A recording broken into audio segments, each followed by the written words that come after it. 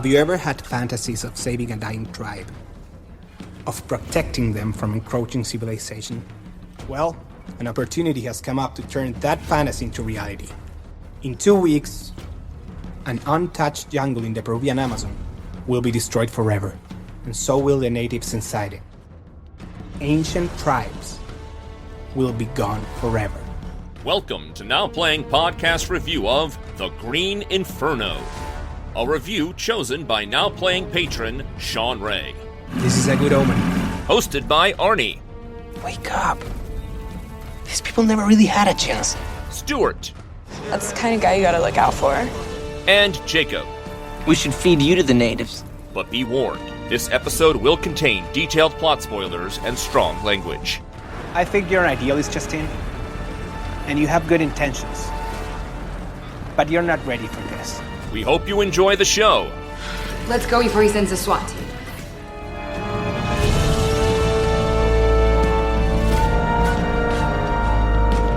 Today we're discussing The Green Inferno, starring Lorenza Izzo, Ariel Levy, Daryl Sabara, Kirby Bliss Blanton, Sky Ferreira, and Richard Berge, directed by Eli Roth.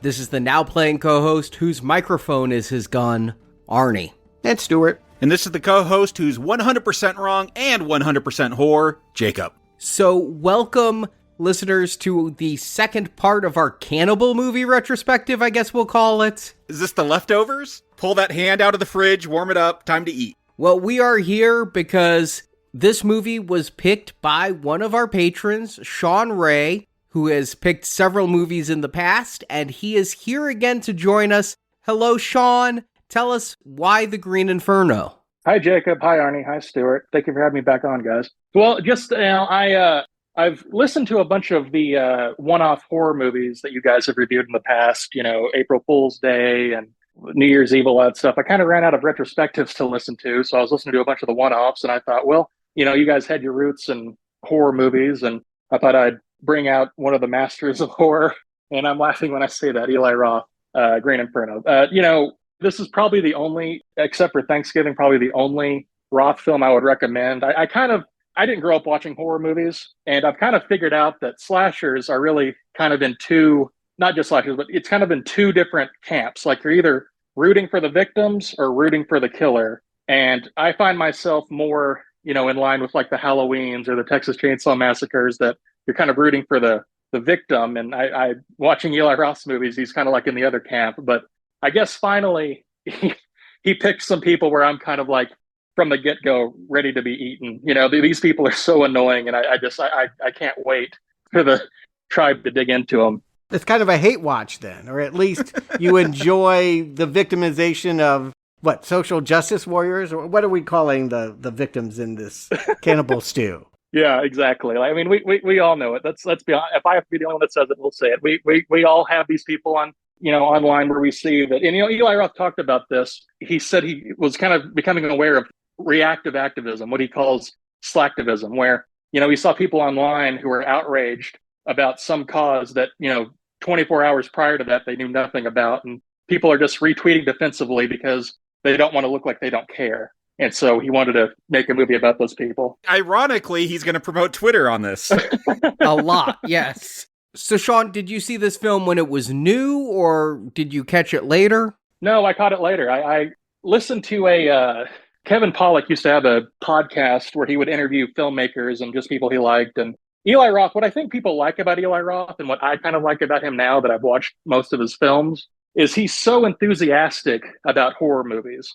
He's seen every horror movie, since, 1970 on, and he can just go into just great detail and great enthusiasm about his movies, about horror movies. And I think it just makes people like, oh, wow, this is going to be a great film. And then you wouldn't go and watch him. And it's just kind of like, That's how I kind of felt about all of his films until this. I mean, Cabin Fever, kind of a, again, what I talked about a second ago about, people that, we're just waiting to get eaten and hostile. It kind of felt like he wanted us to enjoy them getting cut up and stuff. And I kind of have fun with it now that I've seen more horror movies, but I guess this one just finally clicked for me, while the other ones, I'll stick to, The Shining or John Carpenter's The Thing and Halloween. Yeah, I agree with you. And maybe that is why I, too, sort of have a very lukewarm, maybe even a cold reaction to Eli Roth. Cabin Fever and Hostel were two films that had a lot of hype, and I saw them when they came out, and I don't remember much about them. They didn't stay with me. It does feel like he largely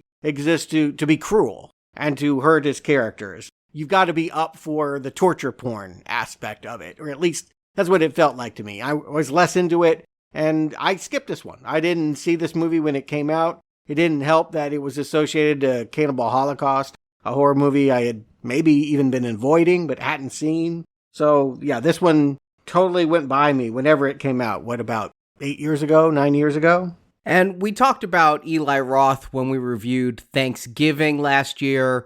But just to recap, I would consider myself kind of a casual fan of his. I saw Cabin Fever when it was new in theaters. And unlike you, Stuart, that movie did stick with me. I will never forget my reaction to one of those scenes. Yes. I remember that scene. You're talking about that weird kid that did the backflips? No, that scene too, but I was actually thinking of the fingering scene. Oh, I don't know what you're referring to. But yes, there is the pancakes kid who is funny as hell. So then I saw Hostel in theaters and enjoyed Hostel Part 2. Then I didn't pay attention to Eli Roth's career. I didn't hear of Aftershock until I was doing the Green Inferno. I hadn't heard of the Green Inferno until Sean Ray picked it. I did see Knock Knock and really enjoyed that one. I was just home alone on a Saturday wanting to watch something on iTunes, and I'm like, oh, a home invasion thriller with Keanu. I'll watch that. So neither of you guys have seen this one before? Nope. No, I hadn't.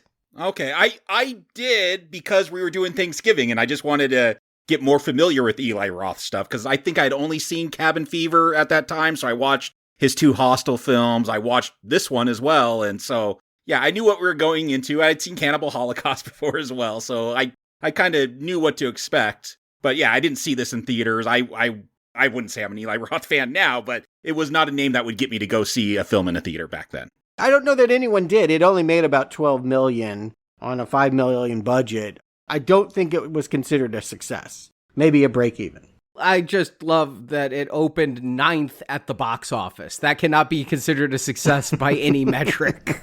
I mean, it was a cheap movie to make. It was only $5 million, so they probably came close to breaking even. This film had a troubled production. The company that actually was financing it was Worldview, and they made this film and had greenlit a sequel. They were already in pre-production on a sequel to this when Worldview went under, and this film almost ended up in Worldview's bankruptcy court.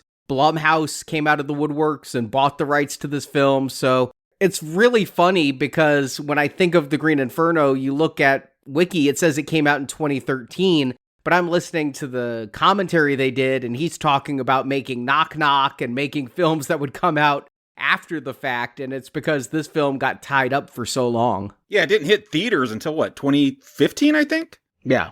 And again, briefly, a blip and you miss it. And, I get it. Horror movies, they're meant to have a visceral impact and then they go away. But yeah, there were no stars attached to it. It's a weird title. I don't even know how many people today know about Cannibal Holocaust. So it had a marketing challenge for sure. And I think that, Eli Roth was just kind of, I'll put it this way. I considered him a one-trick pony, and his trick was 10 years old at this point. So it didn't seem to have much cachet until, this came on our radar. So thank you, Sean, for bringing it back. And I do think that Eli Roth is having something of a resurgence. Thanksgiving was a hit, and I guess he's making a sequel to that. We just covered Borderland, so he's relevant again? That's a prediction.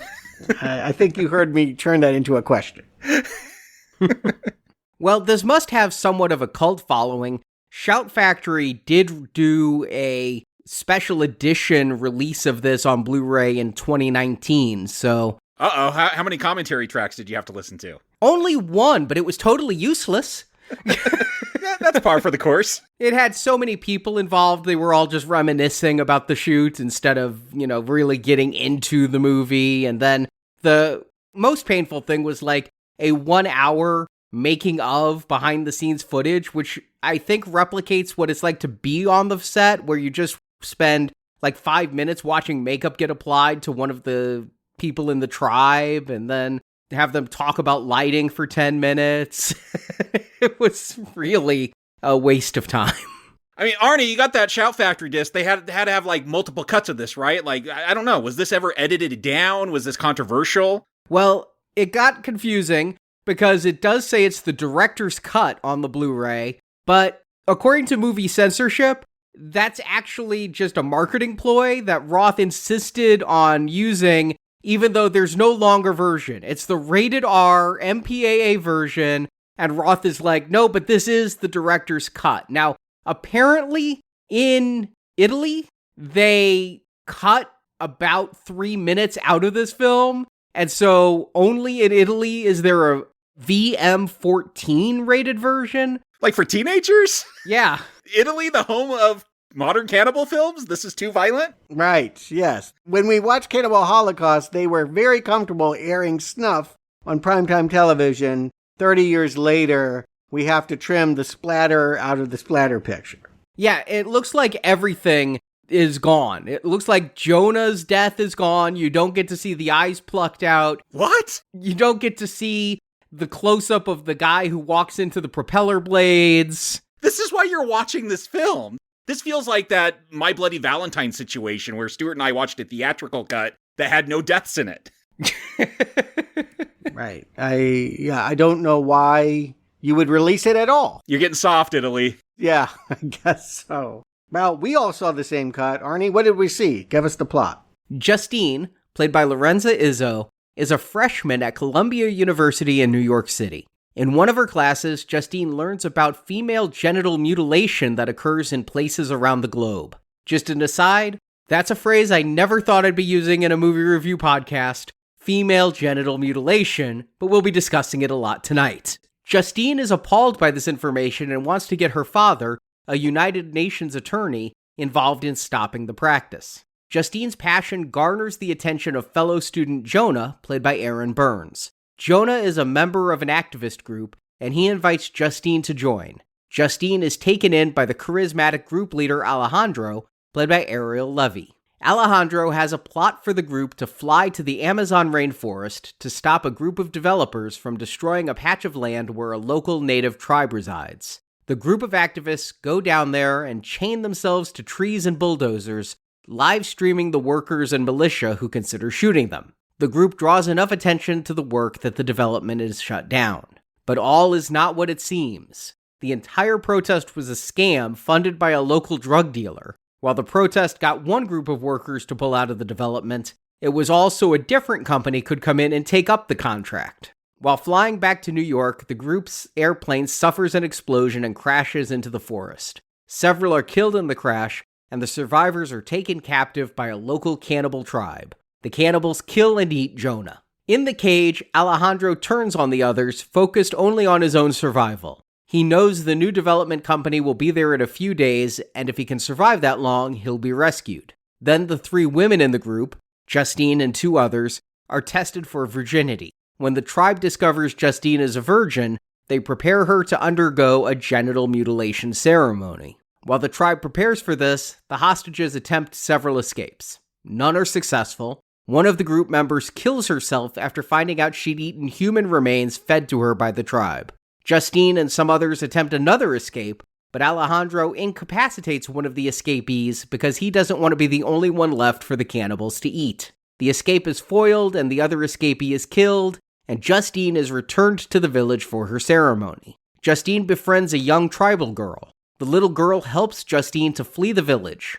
Alejandro, the only other survivor, begs Justine to take him with her, but Justine leaves him behind in the cannibal's cage. Justine races to the clearing where the cannibal tribe has engaged in battle against the new construction company and its militia. Justine runs out with a broken phone and pretends to film the militia. The hired guns spare Justine's life and return her to the United States. Once back, Justine lies about what happened in the jungle. She claims everyone died in the crash, and the local tribe helped her until she was able to be rescued. Then, in a mid-credit scene, we hear Justine get a call from Alejandro's sister. A satellite has captured a photo of what appears to be Alejandro in the jungle, alive, as credits roll. As we start, the Green Inferno was a term actually used in that 1980 movie. This isn't the same tribe, right? It may be the same area. This isn't quite a sequel or even a continuation of what Deodato did with Cannibal Holocaust. But obviously Eli Roth saw it, loved it, and is piggybacking on it in some way. And I want to say, when I watched a few other cannibal films just for Cannibal Holocaust, there is a Green Inferno from like 1988 that I watched. Not very good, has all those same issues that every Italian cannibal film has. Lots of gross stuff, but yeah, that storyline, I wondered, oh, does it match this? No, this is just a brand new storyline he came up with. Yeah, the two films he talked about endlessly in interviews around the time and in bonus features were Cannibal Holocaust and one called Cannibal Ferox. And as if I hadn't had enough cannibal films so far, I did go watch Cannibal Ferox to see its influences on this. Ferox? What the hell is that? I have no idea, and I've seen the movie. Okay. I love seeing movies that I don't know what they're talking about. Maybe it's some lost in translation thing with Italy, who knows? Yeah, it is most of the same actors from Cannibal Holocaust, and more animal mutilation, and more cannibal eating. Uh-huh. Been there, done that. Yes, it was more of the same. I don't know why Eli Roth picked that one to name check for this. That's one of the other big ones besides Cannibal Holocaust. That's all I know is that one gets name dropped a lot. Yeah, so I went and saw that one as well. There is an eye gouging scene in that, so I thought that might have been part of the influence. But this is a standalone movie that pays homage to what's come before, but it's not a sequel, it's not even a requel, it's just another cannibal movie. Yeah, there's like a little boy that's holding a little pig. I'm like, that's got to be a reference to Cannibal Holocaust. They're the yayes. I think I've heard that term, yayes. They're painted red. We'll find out that that's blood, actually, but we don't know.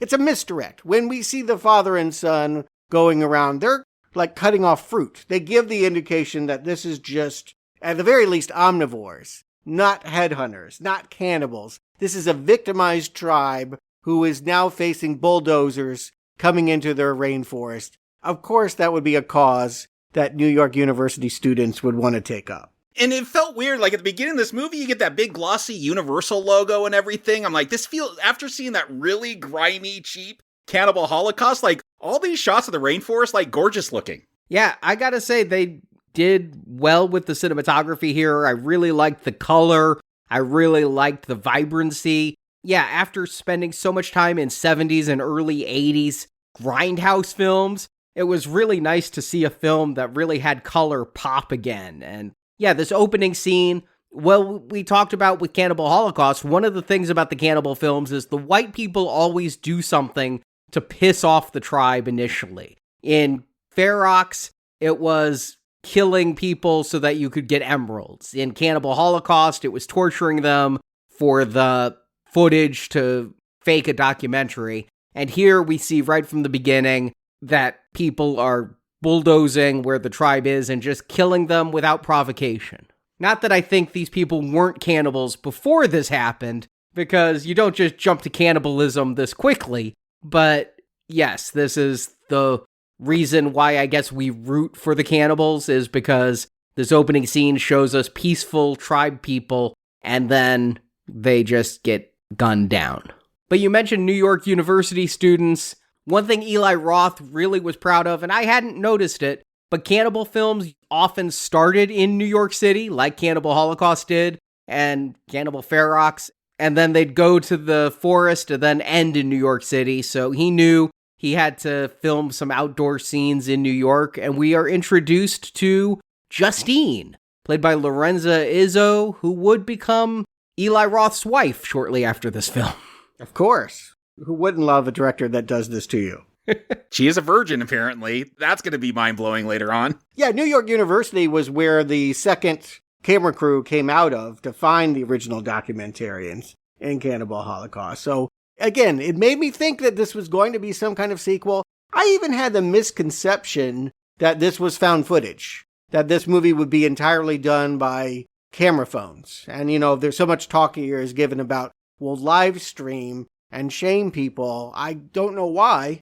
Actually, I'm going to second what you guys said. I'm so relieved they didn't go that route. It's so nice to have a nicely photographed movie that works kind of like a travelogue, that doesn't make you feel nauseous the second you're looking at its underexposed, bled-colored, ugly palette. And yeah, just don't want to watch that scuzzy early 80s video look anymore. And Justine is not a current activist. You know, when I went to college, we called them cause heads. They would always find something in order to be riled up about. They are very perfectly parodied in the movie PCU that came out while I was in college. It felt like it was made about my college. But Justine is being woken up because there's students out on the lawn chanting because a janitor doesn't have health insurance. And so she and her roommate Casey are really just not involved yet with this.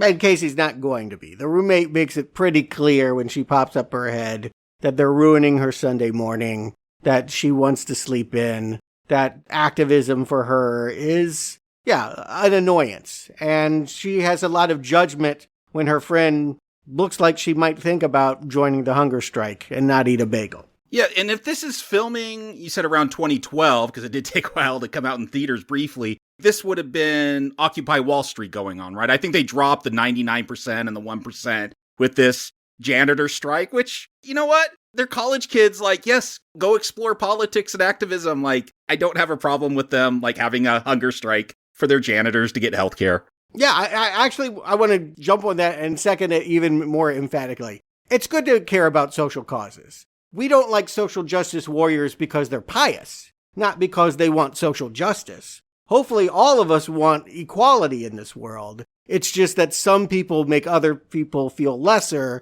if they don't share their same intensity about said cause, which may even be questionable. It may even be an act of farce. This is really the problems of social media, I think, more than anything, is the way that people try to position themselves as perfect and then can't live up to that. Yeah, and part of the reason we made fun of them on my campus is because they didn't have a specific cause that they stuck to. They would always jump from topic to topic. I mean, it was global warming. Yes, back in 1994, they were upset about global warming. And then they were upset about civil rights. Then it was gender equality. All good things to be upset about. Yeah, I think that's all fair game, as a young person particularly. Yes, but they had complete focus on one thing, and then they'd move to another and forget about the global warming. You know what I'm saying? It's not like they were going for all things at all times. It felt more like a reason to hang out and party and an excuse for their party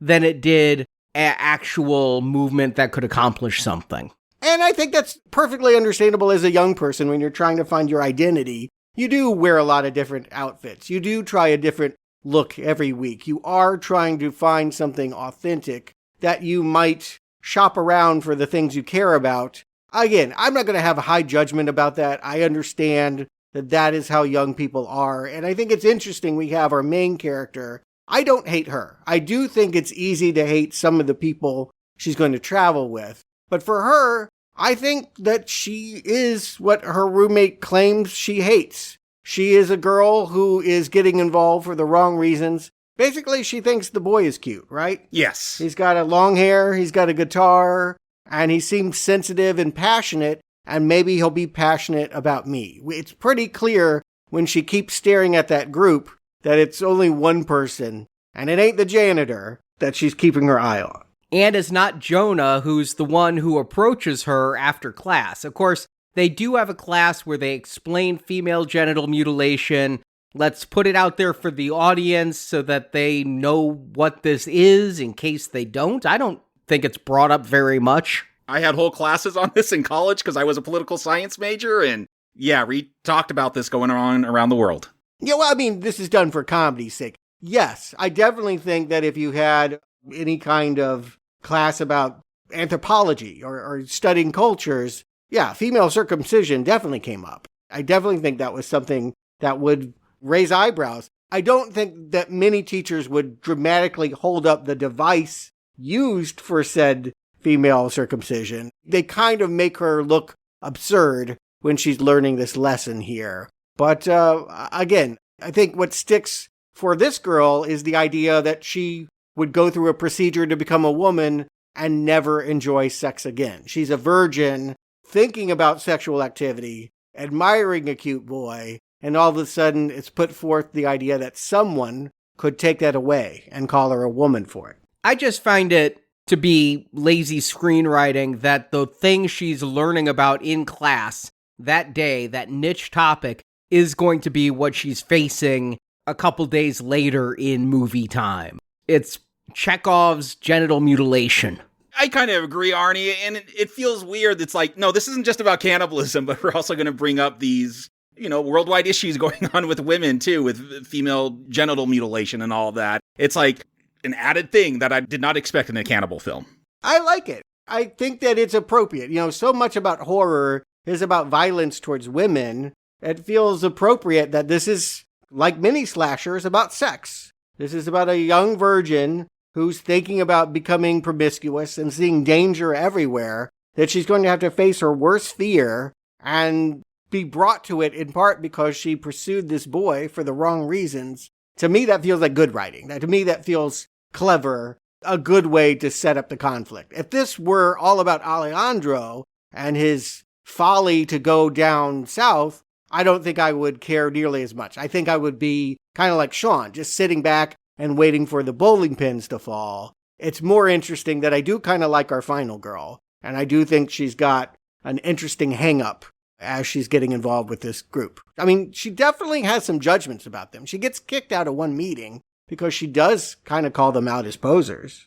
I do think Eli Roth makes it obvious what his politics or what he thinks of these protesters are when their motto is don't think, act. I get the joke. I see what you're doing there. Yeah, and I just feel like Justine is portrayed properly as a naive college student. I mean, she hears about female genital mutilation for the first time and immediately thinks, oh, my father can fix this instantly. And, the teacher has to kind of roll her eyes and say it would take all the lawyers in the UN and that sort of thing. And then immediately she gets pulled into this group because of her stance on the female genital mutilation. She gets the eye of Jonah, and Jonah invites her to this group, and yeah, she does get kicked out immediately. But Jonah begs her to go back. She won't. It's not until she gets one-on-one with Alejandro, who, again, yes, she obviously is crushing on him, even though he has a girlfriend who's in the group, and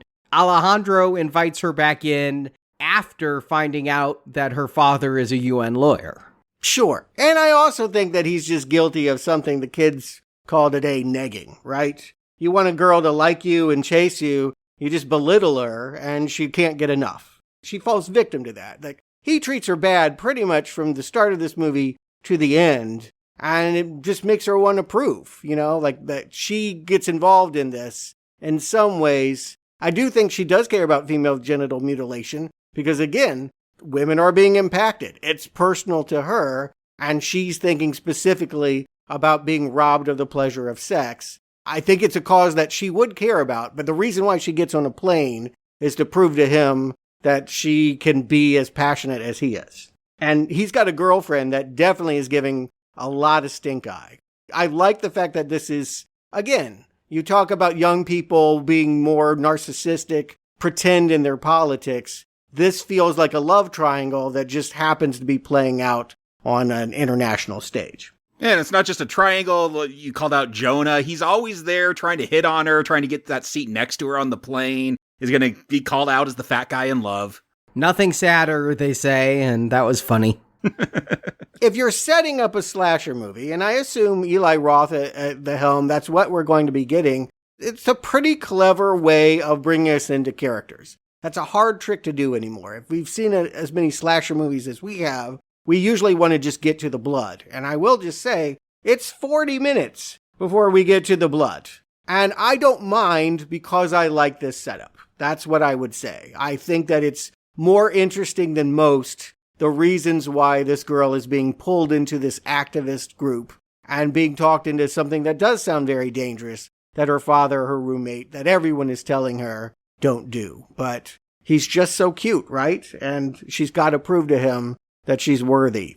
You like this setup a lot better than I do, I'll say that, from hearing you talk. I do wish that they weren't spending quite so much time on this love quadrangle or love square, because as you mentioned, Jacob, there's 4 points to it. And I wish that I didn't feel like they were setting up the dominoes. These characters seem so foolish and in many cases so pathetic that I feel like they're just walking into death when they're going to Peru, and really only Alejandro knows what's going on.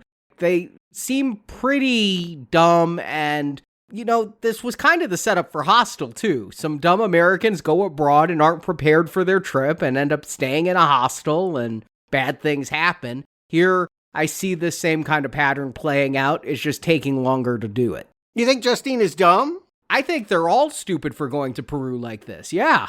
I'll say this, I think they are very ill-prepared because when they learn what the plan is, like, we have some hackers, they're going to stream your phones, and these guys are going to have guns, and they're going to be maybe shooting you, and we're just going to film them, and hopefully they'll stop because they're on film. Like that, I hear that plan, I'm like, nah, I'll stick with the hunger protest on campus. Yeah, and she wasn't even political. Again, I think you have to give Justine this. She cares about this issue because it is about her genitalia. If men were around the world having their balls cut off, I think that we would be invading countries. I do think that we would be more active. The fact that it is a marginalized female identity is the reason why that this practice can be so prevalent. And again, I get her passion for it. I don't belittle her for caring so much about what is upsetting to think about, particularly at this time in her development. But you say she cares so much about the genital mutilation issue, which I agree, but that's not what's happening in Peru. They go down to Peru for a totally different cause, much like, again, those people I mentioned knowing in college, and she's here because of Alejandro. She's not here because she believes specifically in this cause. Yeah, she got negged. Yeah, I mean, you're familiar with this, right? If I'm just negative enough to you. Yeah, I know negging. I saw Kingsman. Yeah, well, I don't even associate it with that, but I'm just saying, I definitely feel like she fell into a trap here. Let me put it this way. I wouldn't be on board with this movie as much as I am if I hated her. If I thought that she was just as worthy of death as every other stooge on this plane. I 100% agree with you, Stuart, because she is the one that's going to make me want, at least for her to get free. Like, I think with the slasher, part of the fun is they die. If it was Casey, I want Casey, her roommate, to die, like, right away. Like, maybe she's more realistic, but she is so cynical. Yeah, Justine may be a little naive, but I feel like she's pure in her intent, even if it is partly to get a guy. The one who I like in this group as we're setting them up is Lars. He's an actor who I've recognized. Daryl Sabara. He was in the Spy Kids movies. He was the Spy Kid. And he was in Rob Zombie's Halloween as the bully. You know, he's an actor who's worked in a lot of stuff. He's a familiar looking face to me. And yeah, being the stoner, he was kind of the one who I attached to most in this group. Yeah, and we find out pretty quickly, like, things are not on the up and up because Lars is going to be excited to meet Carlos, the sponsor for this trip, who is apparently also a Peruvian drug lord and able to get him that sweet Peruvian weed. No, here's the thing. You mentioned Hostel, and I thought I was really ahead of this movie. I thought Alejandro looked dangerous. She seemed to have a blind side to it. I thought the roommate was right not to trust him, that he looked creepy. And then when we meet this Carlos guy and they're talking about what they're going to do in all of this, exchanging money, and yeah, he can get them pot in all of this. I think I'm wrong, but I make the leap that just as in Hostel, a bunch of Americans were led to a place where they would be killed for sport, that this was a sting, that Alejandro went to different college campuses and found the most passionate activists and then took them to this jungle to be eaten by his tribe. I assumed he would be one of them. So this really threw me for a loop, and maybe why I didn't, mind that we're, again, having a leisurely act one, that they're spending so much time setting up Carlos and this rather silly protest live stream. Yeah, and he does have nefarious plans. I will say, I watched this movie twice for this review. I watched the movie, then did all the bonus features, then watched the movie again, and the languid pace bothered me more the first time than the second time. The second time I watched this movie, I was enjoying some of the small details a little bit more. Like when they're getting ready to go and chain themselves to the bulldozers and things, I noticed a lot of little things that I didn't catch the first time. Like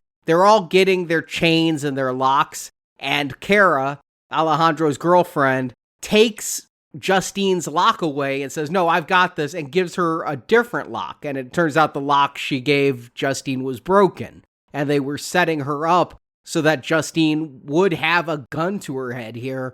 A lot of the little detail work here is nice, and you are setting up villainous people who we do want to see get it from the cannibals. I mean, even before that, they are teasing us with maybe some violence. Lars has got to go to the bathroom and get scared of a tarantula that might bite his dick off. I did not need to see the base of the Spy Kid's dick. I think you do. I mean, honestly, in a movie like this, that is what you come here for. They don't cut any dicks off in this, like happens in all those Italian cannibal films. Yeah, you come to these movies to be shocked by everything, right? Including you want to have visuals you don't normally see. It's weird that he doesn't bite the dick off. I'll just put it that way. I was prepared for him to die even before they got there. And the fact that he comes back unscathed, relatively speaking, maybe emotionally scarred, but nothing missing, was, again, kind of a surprise, because I definitely think that you would be picking off this cast by this point in time. But Eli Roth, if he's trying to push the envelope by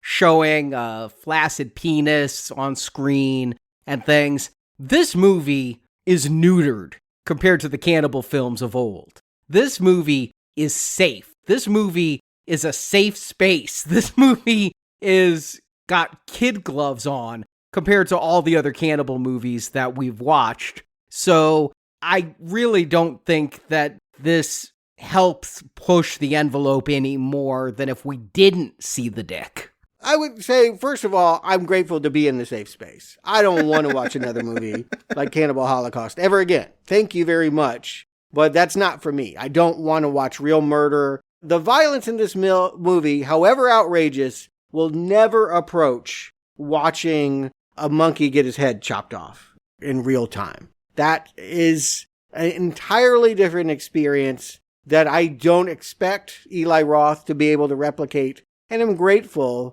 that he does not. He would not have gotten a distribution at any American theater if he was actually hacking off the heads of monkeys. Yeah, there's a real jaguar in this film, but no animals, real or fake, get harmed. No. I mean, there's going to be ants later on. No CGI ants get hurt. This movie plays it so safe. You say that with disdain. If you're going to try to pay homage to the cannibal films of old, you need to push boundaries. And I don't feel like Eli Roth pushes boundaries as much as I think he thinks he is. I'm good with animals not being hurt, real or fake. That's something I could have done without in Cannibal Holocaust. I agree with you. I don't want to watch it. It was so gross to me to go watch Cannibal Ferox and see yet another turtle slaughtered. It was just like, no, I'm so sick by watching all of this again and again in these cannibal movies. But, you know, John Wick killed a dog. You don't kill a real dog, but I think this movie could have gone there with some fake violence to try to simulate the disgust that people got back in the 80s.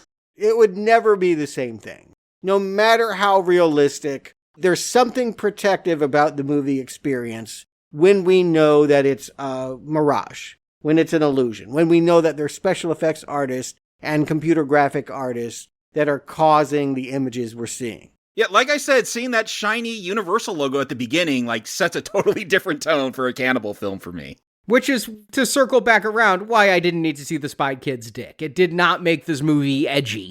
Well, it's edgier than some. It's edgier than Spy Kids. I mean, I think if you grew up with that as your hero, then it probably is surprising to see him in this kind of circumstance. I think what I might be saying is we're a little old for this. It's hard to shock us the way it might be someone that grew up on Spy Kids. But I appreciate that Eli Roth is doing a studied recreation of something that I don't want to return to and trying to find the more commercial, entertaining picture within it. And again, to have that exploration of the horror movie in general, what they're about, that they're about sex and our predatory fears about what happens when we lose our virginity. I like that as the main tension here. I like the fact that, yes, the girlfriend basically tries to kill Justine, and it almost works. Because she can't lock herself to the construction equipment, the militia can grab her, a mercenary can put a gun to her head, and they're very lucky that they're intimidated by cell phones. Well, this was all the plan, though, right? They knew her father was in the UN, and so that's the best hostage to have, someone that actually has ties to the government. Yeah, but I think Kara was a little bit too antagonistic with the guy. Yeah, she wanted him to shoot her. Yeah, shoot her and see what happens. It's like, I think she really does want that love triangle to end with a bullet. Absolutely. And again, that helps us enjoy when she becomes the first victim in about 5 minutes. For, knock her out of the equation, please. It's good. It's good in slasher movies to have clear-cut villains. And then it's also good to have characters that are a little bit more nuanced. And again, I think they're doing a good job of having jokey, silly people we want to see die, and a lead actress that I think has got a compelling situation going on. I will give Justine this. I think she's charismatic. I think she's a good actress. She would be in Knock Knock later on, and I saw her in that. She's done some other stuff I've seen too, but not very memorable roles in it. I think everyone was in Once Upon a Time in Hollywood, weren't they? She is the girlfriend that Leo marries, I think, late in the film. If you remember, he comes back from Italy with a bride.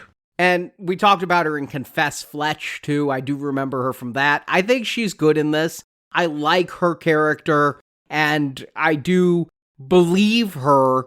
She's not overplaying it when there's a gun to her head and she's panicking and all of that. I think she's playing it just right. And again, I'm with her when they're on the plane ride home and everyone's like looking at our streaming numbers and she's like, I hate all of you. This was a huge mistake. This is a photo op. All you can see is the celebrity of all of this, and nobody cares anything for my feelings or the fact that I was victimized. Jonah cares. Yeah, Jonah always cares. But the way she's just grimacing at Alejandro is great. She is so pissed at him. Yeah, it's almost her will. I feel like she looks out at that forest and it's almost like she wills this plane to crash and to put all these people in harm's way. And what a great plane crash for a low-budget movie. I have to say, I could tell these people were really being spun when Jonah throws up and the vomit goes up his face. I mean, that was not CGI. You knew these people were upside down. Their hair was hanging. They're all screaming. The tail flies off and people are sucked out the back of the plane. This is the high point of the movie for me right here. This is the most exciting scene. I was totally shocked by it. I will say, again, I was prepared for Alejandro and Carlos to step away and have the cannibals get them. So it was kind of funny that, after all of this production, going down river and spiders and jaguars and all that they do, to go and have 3 seconds on film and then they're heading back home. How anticlimactic, how silly this whole enterprise is. I love the fact that they're going to get a comeuppance. I didn't predict that. But it's so, I think Carlos is the very first one to die. He flies out of the plane. They find him impaled on the ground. Yeah, I love the chaos when that plane finally crashes. I didn't get all their names, but someone's looking for Brooke. I think she's impaled up on a tree. And then the guy looking for her gets his scalped by the propeller, which I was not expecting. Walking into that's there was a horrible story. I can't remember who it was. Someone in the media walked into an airplane propeller getting off a plane and had to have facial reconstruction surgery. This is worse. There's no reconstructing from this, but it is a fear of mine. I don't know. That's something phobic almost about the idea that when you get out of small charter planes that propellers are so close to you. And then the natives come in and start taking them out. Kara, she's going to get shot right through the neck. This is the shot I knew from the movie before I even saw the movie, was all the hands that are going to reach up and grope them and fondle their hair. Just so many hands, so many natives are in this film. It really did best all the other cannibal movies where there were, a handful of tribespeople, a handful of cannibals, maybe 15. Here, this looks like hundreds of people. And I know what movie I'm in, but the people in the movie don't know what kind of movie they're in. They're being carried away. Jonah is not doing very well. They were all shot with these knockout darts that work virtually instantly. It's like a taser. These darts hit and they pass out. They wake up, they're being taken to a cage, but Jonah doesn't wake up so well. And so here we're going to get the scene of the movie, right? The airplane I thought was the most exciting, but this is the scene. If you come for Eli Roth, torture porn, gore, this is the scene you're coming for. Unless you're watching it in Italy. I will say, I had this thought as I was watching this, because we did do Cannibal Holocaust, and you talk about exploitation and portraying the natives as savages and that. I do feel like, in a strange way, this does feel more Hollywood and dress up, like this, I just call them witch doctors, this woman with like blind in one eye, and then this other guy all painted up with these tusks. It does feel more like what you'd see on the Disney's Jungle Cruise in some ways. I don't know, there was a harsh faux realism to those Cannibal Holocaust films, those 70s and 80s ones, because they were so raw. This one, it feels more dress up. I agree with that. And I almost see this as a projection, as a fantasy in some weird way. It's the story of a girl that's trying to process culture far off that would hurt women. But this is a female-run tribe, right? Am I correct in saying that there's a high priestess at the center of this, that the woman that's cutting him up and sanctioning all of this is the boss? So in some ways, all the bad things that are happening are female driven. Yeah, there's the high priestess, and then there's the headhunter, is what Eli Roth called the guy who's painted all black. So the headhunter, he's one of the people in charge, but he's not the leader. He's taking orders from that woman. Yeah. Think about Cannibal Holocaust, and we saw a lot of terrible things happen to women. A lot of terrible things happen to everything. But specifically, it seemed to be a patriarchal tribe that would, for reasons, string up a pregnant woman and kill her baby, or, blame adultery entirely on the woman and execute her. And here, I think it's important that, what is being done is being sanctioned by a high priestess. Maybe Justine wanted Jonah to go away. I know she wasn't into him, but did she hate him? Did she find him clingy? Did she resent him? Would she want him chopped up in this way? Yeah, I was hoping Jonah would stick around a little bit longer. He was a sweet guy. He was looking out for Justine. And the fact that he gets he is the big one. So I guess that's why they go for him first. He's the biggest meal. And it is such a gruesome death scene that goes on so long, like ripping out the eyes, eating them, hacking off each limb, hacking off the head, preparing the torso, sticking it in the smoker.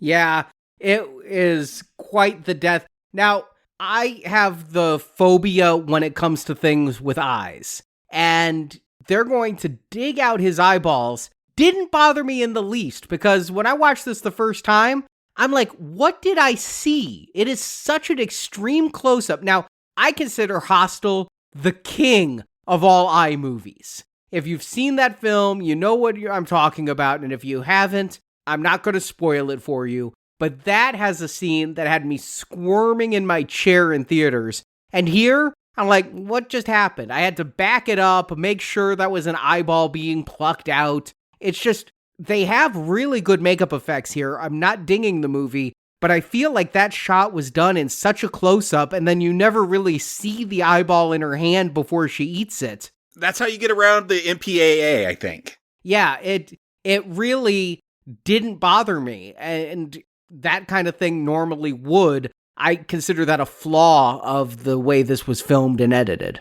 Yeah, maybe if I like torture porn, I would be splitting these hairs. I didn't really like Hostel. I don't even remember the scene you're talking about. I just remember feeling like it didn't make good on the premise that it had. I was really into it, and then once the killing started, I thought it got boring. I will be on my deathbed and saying, remember the eyeball in Hostel? It scarred me that much. Okay, and I don't doubt it. I'm not claiming that it wasn't impactful for some viewers. It just, 20 years later, I don't remember the film. And maybe that'll be true for this movie, but I do feel like what's interesting about it is that we see the relationship between Alejandro and Justine sort of still playing out. Their others are dead, right? Cara got killed back at the plane crash. And yes, this fat guy that really never had a chance with Justine is totally out of the picture now. And we have Alejandro basically saying, I'm with biogas. We find out that in fact, all of this was just money under the table. He didn't really think they were going to have any impact. It was a stunt to get views and likes and maybe raise money. And so he's kind of team industrialization. He's with the militiamen that are ripping up the rainforest. It kind of will be put against her. I think we'll see by the end of it, she's team Yahes. And I'll say this about Alejandro, look, he's easy to hate. But as far as his methods go, again, kind of pragmatic and a realist. There's natural resources there. People are coming for it no matter what. I don't know if he's actually sincere in his movement and getting that noticed and bigger and he's actually going to do something with that. But if so, this is how the real world works. That's all I'm saying. Well, that's what he says.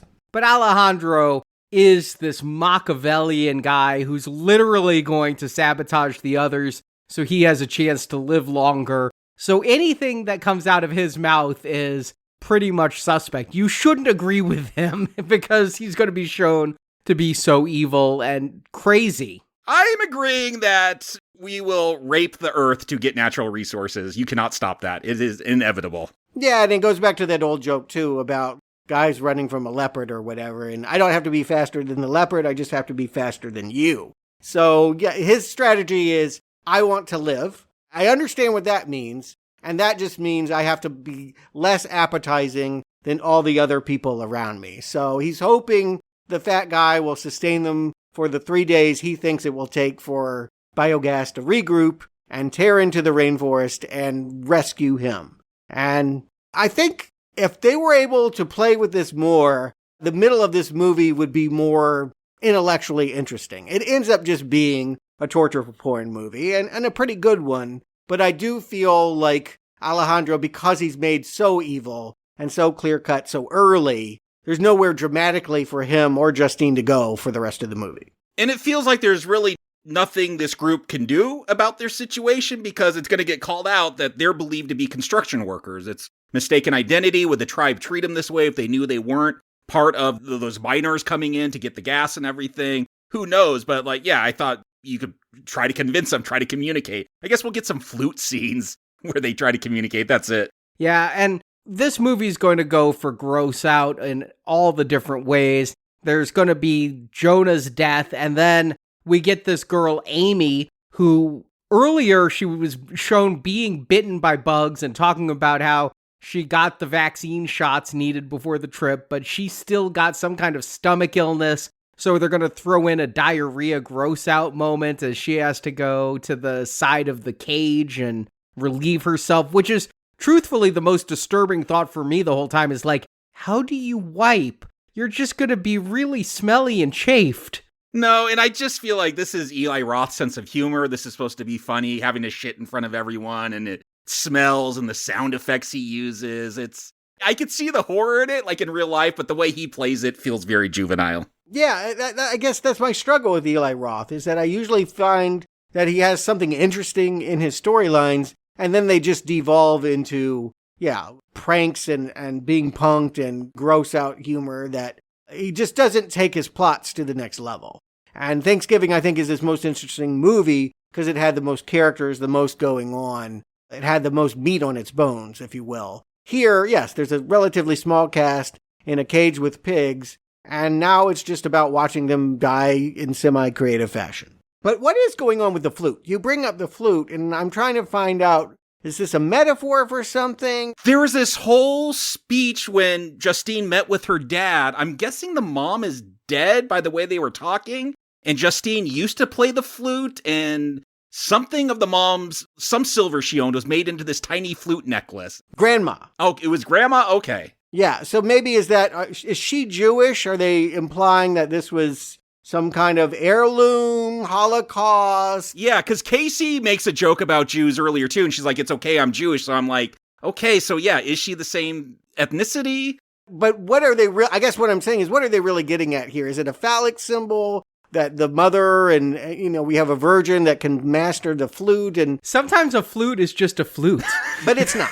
It is definitely not when someone is deconstructing horror movies after so many years of slasher films. You're smart enough to know that these things are symbolic, and you use them for particular effect. And Arnie, you said in your summary she's going to use it on a girl. I thought it was a boy in the tribe, and it was like a way of creating some affection between them so he would help her. But you're saying that was a girl. I missed that. Yeah, that was a little girl. I didn't get that either, but it helps support the idea that this is a tribe empowering women.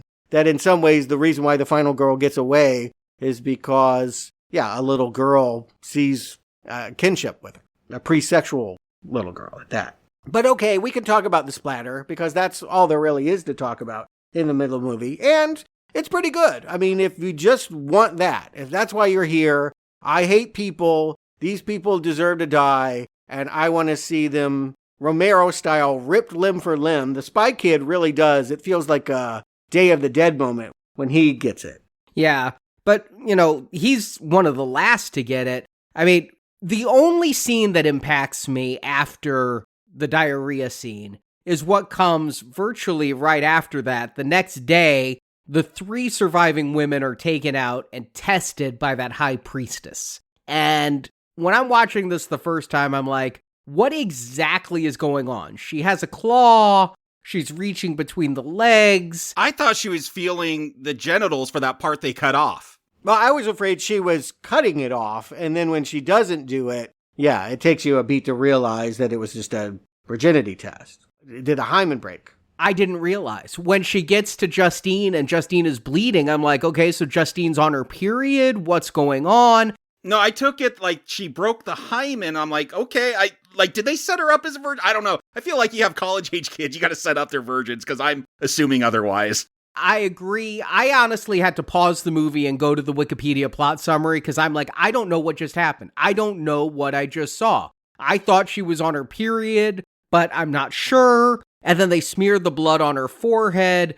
But this movie is piss poor at telling me what I'm supposed to be seeing here. I don't want to see it more graphically, but I want an explanation so I know what's happening on screen, and I did not. Yeah, I think the fix of this is that you have a scene between Alejandro and Justine, where he wants to have sex. We'll see later he's going to masturbate because it's an Eli Roth movie. But I also think that there's, a sexual release. It gets rid of tension, right? So, he wants to sleep with her. If she had pushed him off and said, this is my first time, we would really understand, I think, more clearly what, is sort of very tentatively conveyed, but is there in the subtext. And I think the unspoken situation going on here, because when I first saw this, I'm like, oh, good to not be a virgin, because they're going to do this ceremony. I'm like, they talk so much about female genital mutilation. That's got to be what they're doing. But then it also clicked, and I want to say, thank God, no rape in this. But I'm like,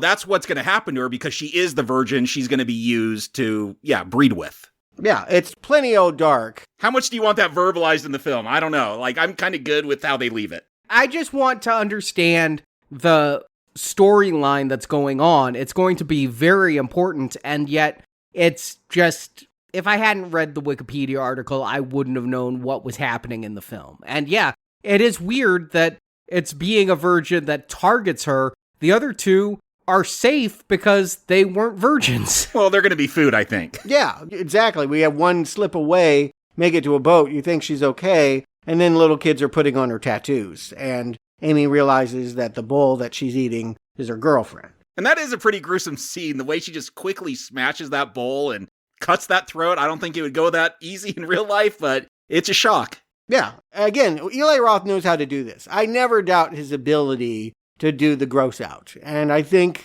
it works in a very juvenile comedy kind of way. I'm a little old for it at this point, but I think that if you were watching for the splatter and the gross out bits, I hear, Arnie, you say it's not edgy enough, but it's edgier than many horror movies of the last 10 years. It just feels like it's trying to be edgier, but yet afraid of the ledge. Like it wants to look like an edgelord, but is keeping a safe distance at the same time. I mean, it still looks like an edgelord to me. Maybe that's just because it's Eli Roth, but I feel like he's doing everything he can that the MPAA will allow him to do. Yeah, but if you're making a cannibal film, I want more than the MPAA will allow, even if it's just on the director's cut. In the end, though, the thing that pisses me off the most isn't that he's not pushing the envelope. It's that I find the story incoherent. I don't understand what I'm seeing on the screen, And that's a major narrative problem. I mean, you say that, but I mean, you get that they're just being fondled, right?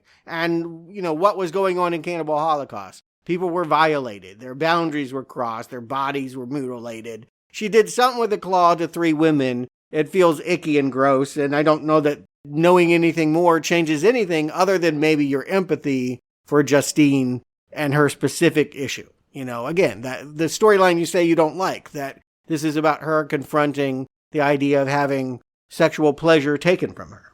Well, it's really more her life, because as Daniel will say, she's more than likely going to die from the process, either from blood loss or infection.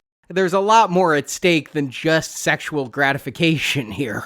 No, but I mean, the metaphor, come on. I mean, yes, Friday the 13th, the teenagers were dying, but the subtext is all about they're loose with morals and good girl isn't, and she'll die if she emulates them. I mean, again, that's the projection. That is the deconstruction that Eli Roth understands about the slasher movie that he's having play out in a new socially conscious way. He's not Ari Aster. I mean, I guess what I can say is there are people that work in the horror genre that truly can still shock me. Hereditary, Midsommar, they do it because it's psychological. And I think my struggle with Eli Roth is it's always scatological. It's always just about toilet humor. It's only going to get so far under my skin. Case in point, after Samantha cuts her throat, look, it is very juvenile, but Eli Roth, sometimes you do get me with your jokes. They're going to stuff her with that Peruvian weed to get the entire tribe high.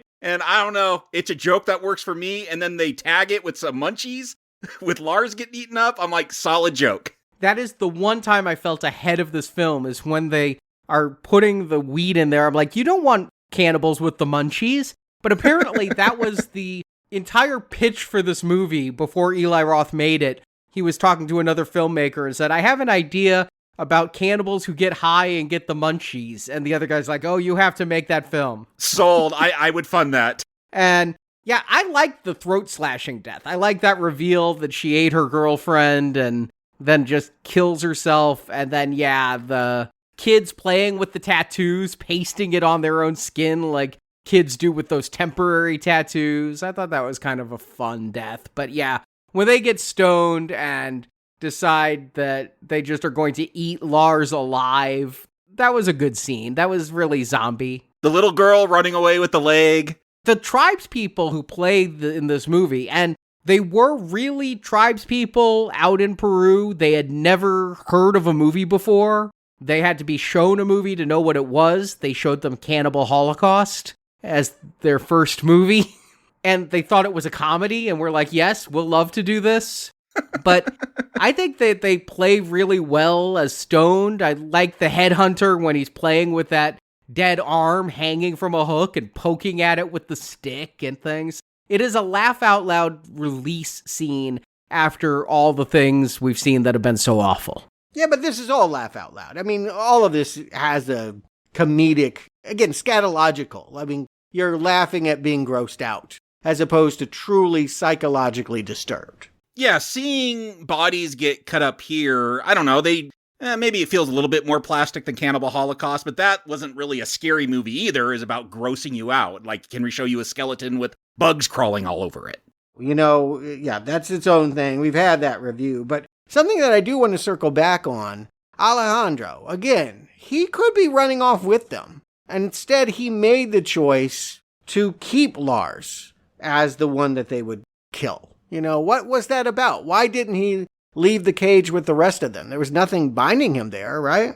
I wouldn't have a whole lot of faith in running away. Maybe that's the best option, but I wouldn't have a whole lot of faith in that either. And as Machiavellian as he is, like, I'll keep another body behind so they could eat that and give me another day so that second corporation could arrive and free me. I think he's snapped. I think he's gone a little insane with that masturbation scene. He went from Machiavellian to just plain nuts. I don't even understand that scene. I mean, again, you're overthinking it. I mean, don't you ever whack off when you get stressed? Not around people. Well, agreed, admittedly, but what else can you do? I mean, not whack off. Yes, I suppose if you want to keep social decorum, you save that for when everyone's asleep. But my point really is yes, he is siding, he has put his faith. He's a man that claims that he hated biogas, but he's put his faith in them. And that is why he's truly the contemptible person. I wish there was just more between him and Justine in these moments. I wish that they could have flirted with the idea that she could love him, that he could run away with her, and then they end up revealing who they are. But this movie, it sort of told us early on that he was a bad guy and given us no evidence to question that. So it's just not as much of a fun back and forth as it could be. Yeah, never do I feel like there's going to be a love scene or any romantic tension between the two of them because he is so awful almost right from the beginning. No, yeah, there's this other guy, Daniel, we haven't even really talked about, but he's the one with GPS. He's the one that believes, and Justine believes, can get them back to safety if only they can find it. And they have some mildly diverting adventure here where she almost gets sucked away in the rapids and they go combing through the plane crash. I don't understand. Like, all of this is set up so they could get a cell phone because they're all going to end up back where they started. Again, just pacing issues. 100 minutes for a cannibal film. Like, I feel like you get straight to the point. I don't know why she has to get swept downriver. It doesn't matter. It plays no part in the plot. They still end up in the exact same spot, whether that happens or not. And it's just a really good sight gag when she, like, he jumps in the water, is wading away. She jumps in the water and completely disappears and pops up like half a mile downstream. The problem is you can feel the limitations. It looks good for a $5 million movie, but you'd want this to have some kind of like Apocalypse Now kind of action, and that it can't do. Yeah, you got to have a snake or a crocodile or something in that water. Yeah, I get what they're going for here, but it feels kind of half-assed. And again, not the point. Again, we know that Justine, frankly, has to get back and face off with the High Priestess and the cannibals and all of that. So, yeah, this is just filler. But I don't understand, except for the fact that no two people are going to die the same way in this movie.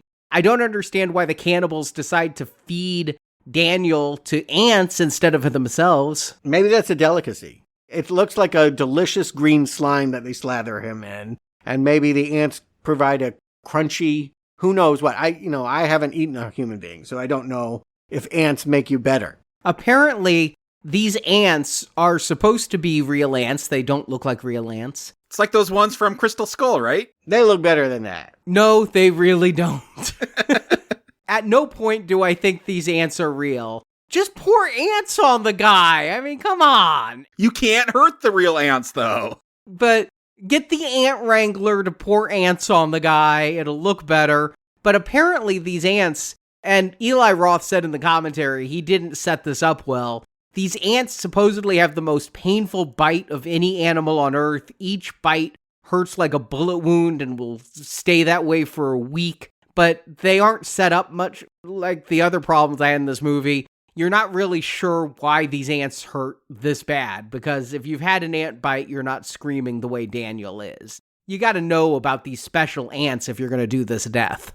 As a side note, there is a YouTube channel where a dude just gets bit by all these like really super painful bugs, and he's probably done these ants before to test it out. It doesn't sound like fun to me, but I agree with you, Arnie. This feels like, okay, what is the novel death we have this time? And yeah, we'll bring in insects or something. I do feel like you got to eat everyone. You're cannibals. You need that meat. I mean, I think maybe some of this is spiders are a universal scary. Ants, maybe if you live in the South and you've ever been bit by fire ants, you know the pain of it. But they don't have the same creep factor that certain bugs do. And so it's not the worst thing I can imagine. And you add the extra layer of it's obviously CGI work. It just doesn't feel like a particularly impactful death. But what is impactful about it is he asked to die. Justine can't do it, but the child that's helping her escape, blows cocaine in his face and does it without blinking. Yeah, because while he was being eaten by ants, Justine is prepared for the ceremony. They give her a rock and paint job. I mean, this would be great if you're in a glam metal band. The white paint with the red stripe across the eyes. Yeah, just visually it looks great. Yeah, it's just really sharp looking, and the little girl helps Justine escape because it's happenstance. The High Priestess is just about to do the female circumcision when somebody comes running into the village with the head of a construction worker. and that distracts them all as they are going to battle against the construction worker and the militia, which buys Justine a little bit of time. And I want to say that build up to will she or won't she get her genitals mutilated, I think there's some good tension there. I am tense, and because it is Eli Roth, I know he's willing to push it more than others. I know you feel this one's a little bit tame, Arnie, but I'm like, will he do it? Will he push it to where, like, everyone is scarred? Even if she does live, like, this awful thing happens to her. But no, it pulls away, but I'm sucked into that moment, really wondering if it will happen. I think you want to bring Alejandro into that moment, too, though. Again, it is about them having sex. That is supposedly the tension, so that he's remains caged, and now, ironically, is asking for her rescue, now that the people that he's been waiting for are finally arriving, and I guess losing, in his perception. If they're bringing severed heads, maybe the biogas people aren't tougher than these cannibals. I do need to run away. But I just feel like it was about them, and it's kind of disappointing that, I don't know, the High Priestess lives, right? Like, she's alive. We don't know what happened to her. We don't know what really happened to him. I mean, jump to the end, but like, I feel like maybe because they were planning a sequel, or maybe Eli Roth is just not a great writer, he doesn't totally deliver on all that his setup promised. Even the headhunter just gets shot. Like, yeah, if these are your villains of the film, your slashers, your monsters, I guess you want some gratuitous death, and you don't really get that. Except we're supposed to side with them, I guess, from the ending of this film. We're supposed to be pro-cannibal and anti-industrialist. No. She sides with them because it's about getting Alejandro never freed, right? No, she sides with them to protect tribal culture, and no, that is what Eli Roth says. That's how I took it too. Well, whatever Eli Roth says, the way I read it is, I don't want people to know that I lied and said I left him behind. No, I think she's being just as Machiavellian as Alejandro here, and maybe she realizes, like, that tribe was pushed to do that, and even if they practice this awful thing that she wants banned forever, she still protects them because she realizes they're still in the right.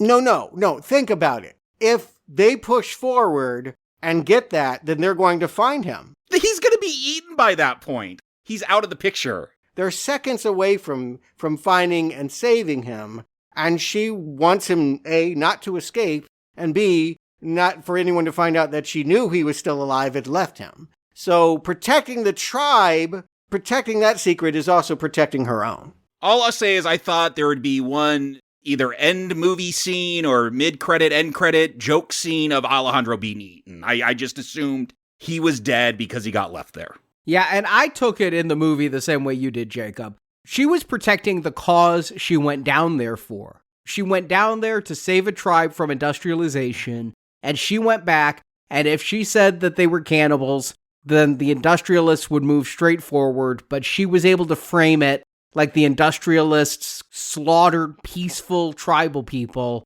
and so she lied to protect the cause above herself. And to hurt Alejandro, because Alejandro was with the mercenaries. Sure, that might be in it, but I don't think it was because she thought she was going to get found out. There's that element to it, but I also just think that the battle between them was that she chose one side and he chose the other. The whole issue in the end was about them. The way I read this is, forget the politics, this is a battle of the sexes.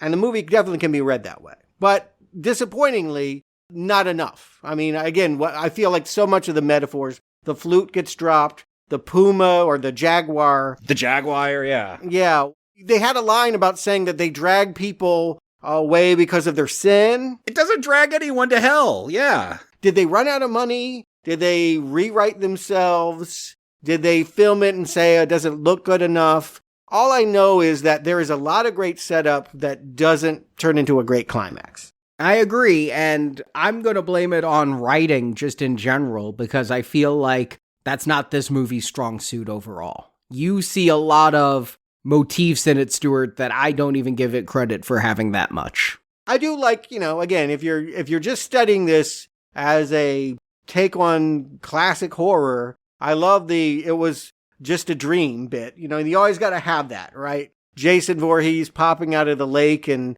nope, that was just a dream, or was it? We have her returning to campus life. trying to be a normal student again, telling her father and the university, again, what they would want to know, what she wants to be the truth and what protects her. But secretly, she's thinking about Alejandro running up to her and ripping into his flesh. Those teeth are hysterical looking. I laughed out loud when I first saw them. They're like out of a bad vampire film. Trilogy of Terror is what I was thinking about. But yes, I love them. I don't know whether you're laughing in derision, but I love that they did it. I'm laughing because it looks cheap, but I think it's supposed to look cheap and I'm supposed to laugh at it. Okay, so you're enjoying it. Yeah. What I don't enjoy is this mid-credits stinger that feels unnecessary, though, where I'm guessing that they just did a quick voiceover with random actress voicing Alejandro's sister, and because they were dating at the time, they got Justine to do voiceover, and there's a satellite photo of Alejandro, and he's in makeup like a headhunter. Well, I want to point something out. This thing is not coming out just under the banner of Universal. That's the first thing we see. But I also saw Blumhouse, and not just any old Blumhouse, Blumhouse Tilt. What the hell is Blumhouse Tilt? I looked it up, and apparently they were trying to start a production wing where things could be made on multi-platform releases. Or to put it another way, remember how we take a hit movie and then make cheap, straight-to-tape kind of stuff? Obviously, Eli Roth would not come back to make Green Inferno 2, but he probably has an intern that really wants to be a director, and sure, you could go make that shitty sequel that will be streaming on some nothing in a week for $50 budget. Well, what actually happened is Blumhouse bought this from Worldview. Worldview had already greenlit a sequel that Eli Roth himself was going to do. And when Worldview went bankrupt, Blumhouse bought this and put it out under the new Blumhouse Tilt banner. But Blumhouse was not involved in the production of this in any way. They just bought it from a failing company. Yeah, be that as it may, my point is Blumhouse saw that there was money to be made smaller. What would come next would not be theatrical. And I don't know, I'd be very skeptical about Eli Roth making a sequel, but he did direct Hostel 2. And he's doing Thanksgiving too. Okay, so maybe he doesn't give up and pass it off to the intern. But it wouldn't have the same, it didn't have any impact anyway. But they wouldn't roll it out in the same way. It would be my prediction, that it would be not unlike those Death Race movies that we watched. First one theatrical, the next one just keeps popping up wherever you find straight-to-tape entertainment. Well, I think had Worldview stayed, that sequel would have happened. But Blumhouse putting this out and seeing how the box office was, there was not an appetite for more cannibal films. Yeah, it's not a good hook. Who cares? Again, if they had really played up Alejandro versus Justine, if that was the battle, and it's halfway there, then maybe we would want to see a face-off where she goes back to kill him, and with a woman who's trying to save him. I don't know. They didn't set that up. I don't think it feels like a tag to a movie we didn't watch. I don't think anyone, even if this movie had been a bigger box office success, it's hard to imagine that people would have been asking for more of that. Well, are you guys asking for more of this? Jacob Stewart, do you recommend The Green Inferno? Jacob. When I talked about Cannibal Holocaust, I compared it to extreme metal, like Cannibal Corpse or Slayer, like stuff that I understand is not for everybody. And I guess my weird music analogy, and I don't know a whole lot about metal, but this feels, have you guys heard of Baby Metal? This J-pop metal band with all these Japanese female singers, and it's really brutal and really cute too, because it's J-pop, and like, Stuart, you said safe space. This feels like the safe space, like more consumer-friendly cannibal movie out of all the ones I've seen. And I don't necessarily think that's a bad thing. One, no animals are being hurt. That's a great improvement here. And I still think even, having to get that R rating from the MPA, it still pushes the violence and the gore more than I think a lot of mainstream audiences are used to. And so if you want to dip your toe into that extreme gore fetish type thing to see if it's for you, maybe this is a better place to start than Cannibal Holocaust or any of those Italian ones. My problem with this one, I'm kind of on the line because I think it does great. With all the stuff you want in a cannibal film, I think this is going to hit all those notes. And then, yeah, there's the writing where I'm just not taken in as much by this story. I don't care about it. Yeah, it's Eli Roth doing his edgelord humor and, ooh, look at these activists, not as smart as they think they are. Again, college is the time to try that stuff out. It's not all going to be as extreme as Green Inferno. You're not going to end up in the Peruvian jungles being shot at by militias. I want young people to care about the world. Yeah, it's not a sin to be socially conscious. Yes. And so it's just thing like Alejandro, the fact that like he's just kind of saved for a sequel, that feels a little unsatisfying. Yeah, just the relationship. Why doesn't he ever pretend to be in love with Justine and all of that stuff? All the stuff you those character moments you want, I feel are lacking. And instead you get, again, that gore and that juvenile Eli Roth diarrhea and jerking off type humor. And sometimes it really pays off. Like I said, with that marijuana scene, that's the best joke. The second best joke was, yeah, seeing everyone's Twitter handles in those closing credits. Has the world changed since this film has come out? Like, I don't even have that app on my phone. Like, there's no Twitter anymore. It's X. Yeah, there's no Twitter. It's a garbage site now. I don't even use it. Barely ever go to it unless I click on a link that takes me there. So, look, I'm taken in. I enjoyed the gore stuff. The stuff that I would go for a cannibal movie to see, like, that's all here. I think it's a friendlier version, a safe space version, as Stuart called it. I'm going to give it a weak recommend because, yeah, again, that story's not there, but I think it delivers on what you're going to see a cannibal movie for, and that stuff was very satisfying. So a weak recommend for Green Inferno. Stuart. First and foremost, I guess I need to go put it out there. I guess I don't even know that I want a cannibal movie. I don't have a particular expectation in going into one about what I need it to do or feel like or be. I know I did not enjoy Cannibal Holocaust. And I know I don't want to watch snuff movies. So the fact that this is a manufactured shock comedy is perfectly fine for me. I think Eli Roth has made a good Eli Roth movie. He has done what he does in a way that is recommendable if you like what he does. The pain of this movie for me is that sometimes I see it and I see Midsummer. I see Ari Aster. I see the sexual politics. I see all the ideas and motifs and themes and think, wow, there's a great movie in here,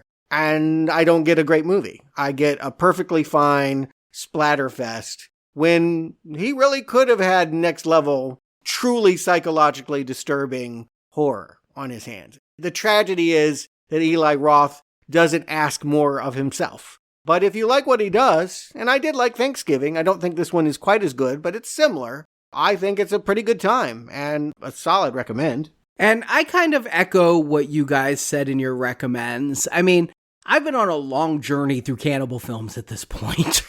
I've seen too many cannibal films, and they really, I think, are a time capsule that could only have originated when they did. After the Vietnam War, and special effects were really coming to the fore in horror films. And so what does it mean when someone not only looks back on that phenomenon 30 years later, but tries to introduce it to a new generation of horror fans?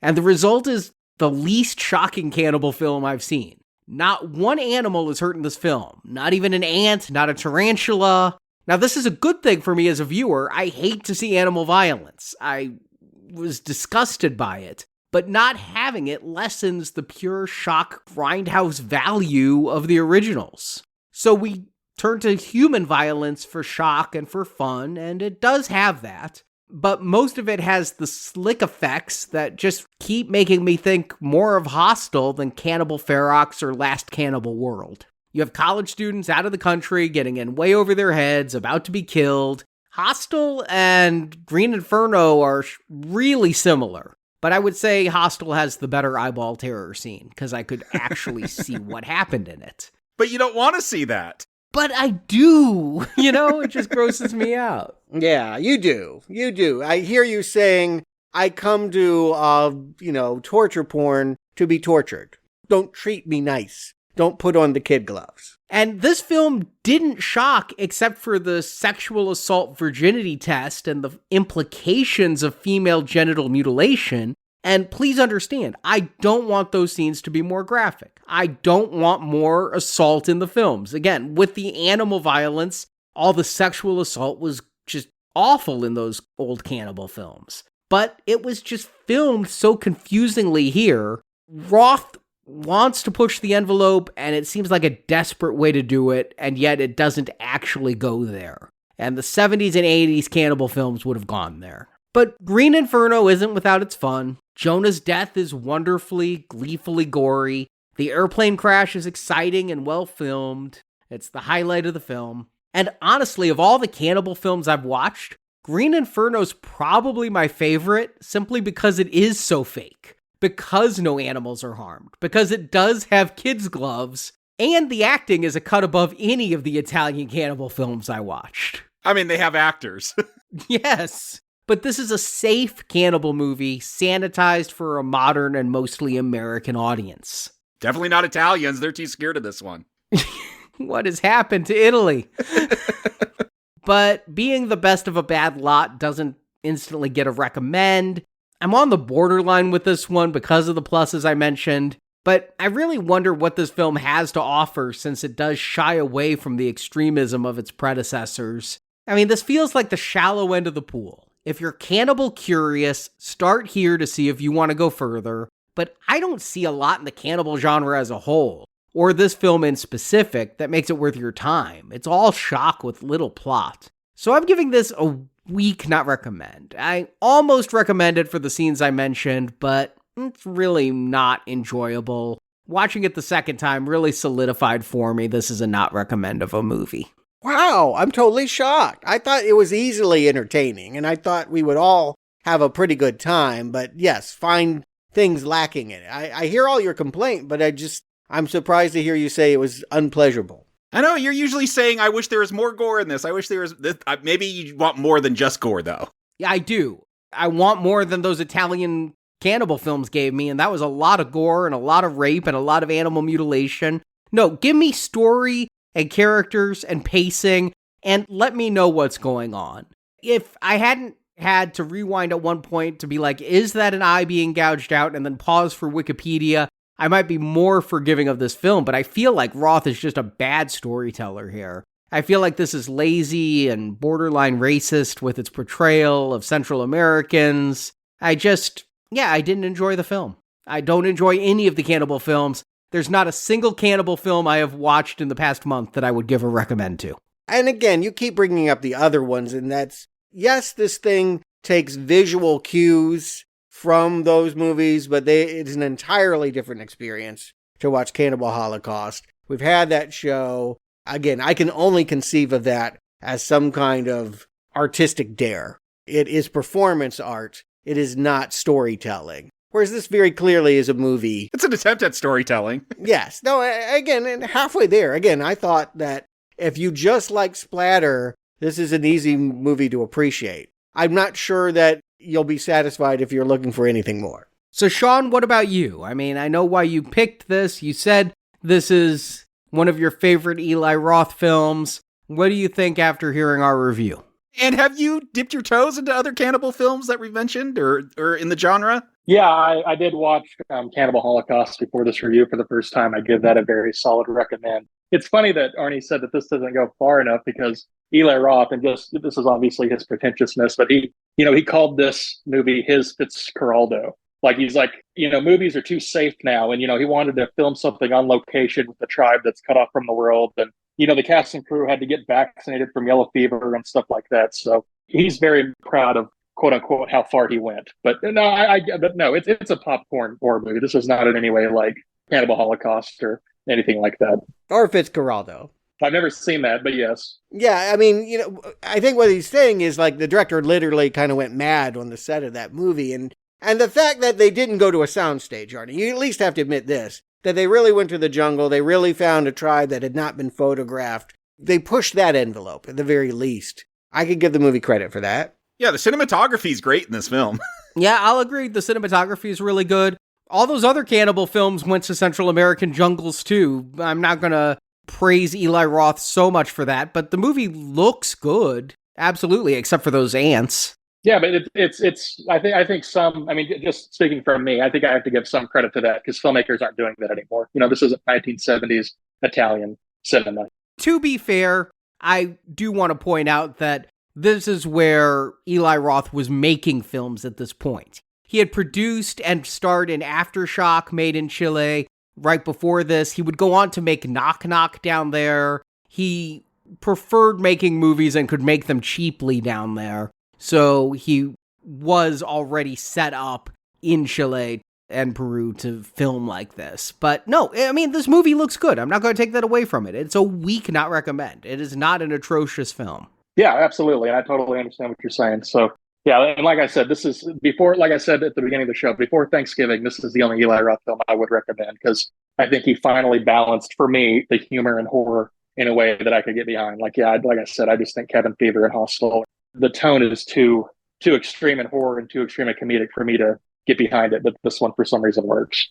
And again, I want to point out, while Borderlands is out there and we have reviewed it, as of this recording, we have not seen his latest film. So it could be a brilliant masterpiece. It does not look like that from this vantage point right now. I am not predicting that he's made a better movie than Thanksgiving. Yeah, how many years has it been on the shelf? Hey, it's a video game movie. I'm guessing it got 3 not recommends, but no, we haven't seen it yet. So thank you, Sean, for picking this movie. Again, best cannibal film I've watched, so it has that going for it. Still not a recommend, though. And speaking of leftovers, we got some make goods. We got some films that we promised you that we have not delivered until now, partly because we couldn't. Remember when we were doing The Crow 3 months ago? The new one's finally out. So this Friday, we have our review. Yeah, I'm still looking forward to it. All the buzz notwithstanding, I'm still hoping we can get a really solid Crow film that even bests the original. We will find out this Friday. And next Tuesday, we're getting back to Universal Monsters. I don't think we knew in April when Abigail came out. The ballerina movie?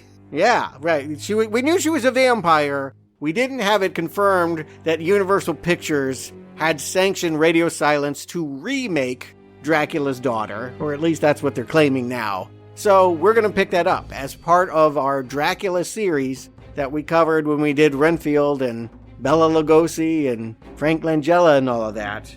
We're picking up that spring, I guess, what would we call that? Mild hit? Cult film? Curiosity? The ballerina vampire movie, Abigail, next Tuesday.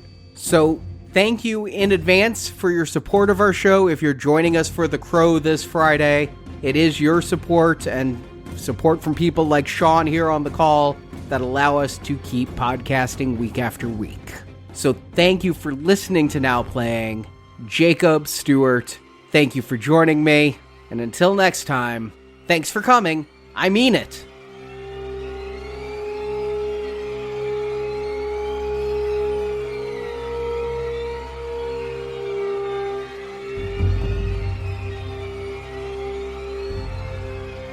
Justin, let me out of here. Please let me out of here. Thank you for listening to this Now Playing Podcast movie review. You know how many people are gonna join us after this? And a special thank you to Sean Ray for his amazing support of Now Playing, and for picking The Green Inferno for our hosts to review. Isn't it weird that that's the guy who's paying for everything? Support from listeners like you keeps Now Playing Podcast on the air. Don't think. Act. And you can join our Podbean crowdfunding campaign for early access to new episodes, exclusive reviews, and bonus reviews available for a one-time contribution. Nobody forced you to join us. And nobody's forcing you now. You can also compare notes with us on Letterboxd. Go to letterboxd.com/nowplaying to see what our hosts are watching when we're not recording podcasts. And follow Now Playing on Facebook, Twitter, Instagram, and our YouTube channel. We're trending! We're fucking trending worldwide! Now Playing Podcast is produced by Arnie Carvalho. Yeah, seriously. Let me get some sleep up in this bitch. Associate produced by Jason Latham. Who the fuck are you, man? Now Playing is edited by Santiago and Arnie. Chop chop, we don't have all day. Now Playing credits read by Brock.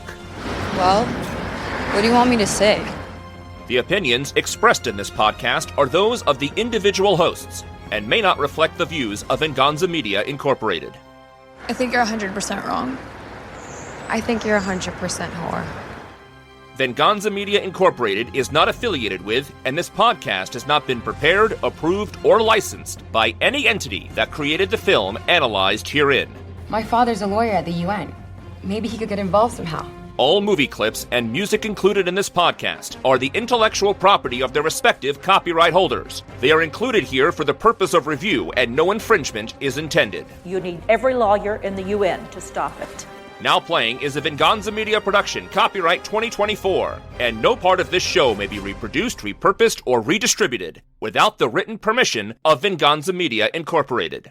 All rights reserved. You can leave now.